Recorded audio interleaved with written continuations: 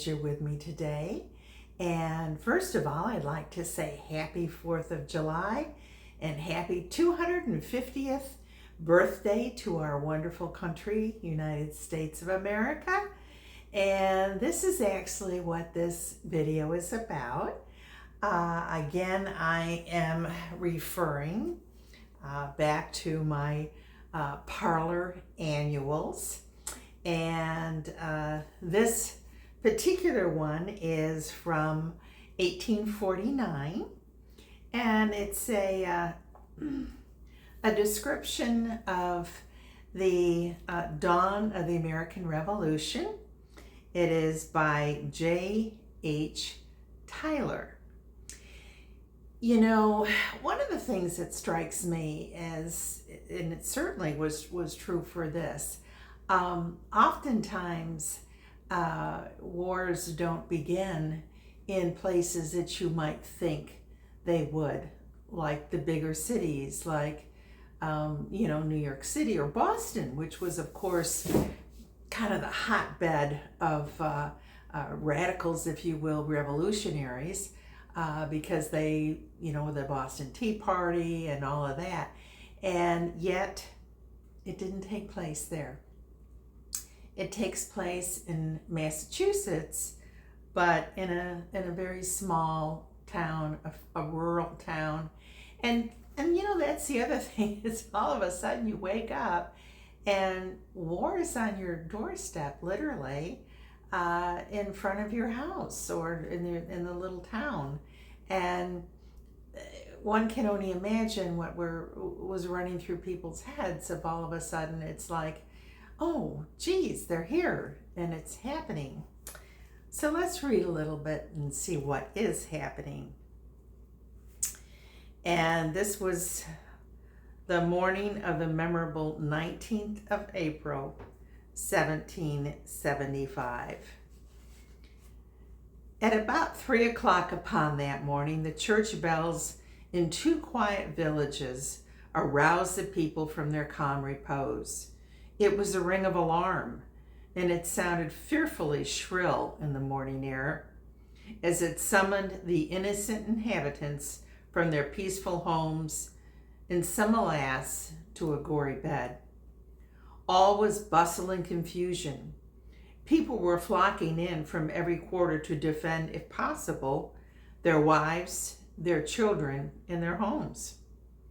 A little before 5 o'clock, the British Army arrived in Lexington and dispersed the little company of Americans there collected. 8 Americans were killed, which was the first sacrifice of human life made upon the altar of freedom in this country. And this kindled a flame whose fury the cruel aggressor found it difficult to allay.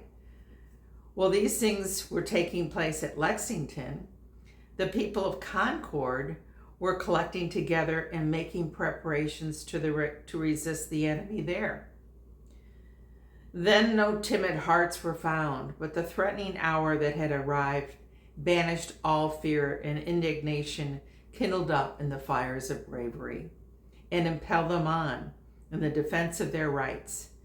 They were determined to meet and repulse the invading foe or die in the attempt.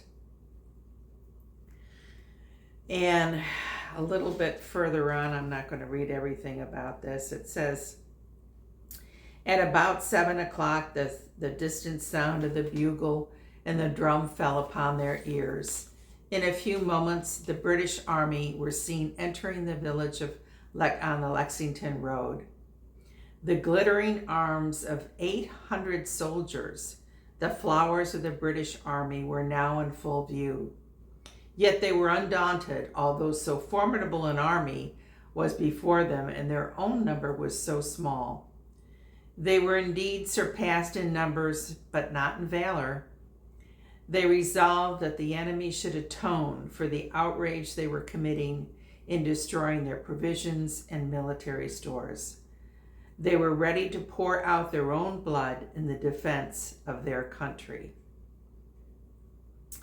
And then it goes on to say that this was on the North Bridge And again, there were several Americans that were killed on that fateful day. So again, it brings, and I was thinking too, 1849. Now I'm sure that anybody actually fought in that war had long passed, because it was about 75 years. However, there probably were people that were children at the time that had vivid memories of the American Revolution, because as we just pictured here, so many of this was actually on their doorstep, literally maybe in front of their houses or in front of their village. And of course, a lot of people lived in the village, so a very daunting thing. But even though right from the beginning, the numbers were overwhelming in favor of the British, but it didn't stop them. So there started the Civil War, the American Revolution. And I just, I always do with these books, is to share a couple of images that were germane actually to more at this time, 1849. Here's a picture of a young woman that was dressed, that's what she would have looked like, people dressing at that period of time. And of course, I love to show you the pictures. This is a bindweed daisy. Not really sure I've seen one of those around, but isn't that beautiful? And I'll just show one other flower that I have back here that's so pretty. Or these are actually oranges. So I'm going to show. Isn't that beautiful? Love these books. They're just, so fun. But anyway, I thought it would be a good time to share what was being written about in articles back in 1849 to remember and celebrate the American Revolution. So it's a short one today, but I hope you enjoy it. And please subscribe and like.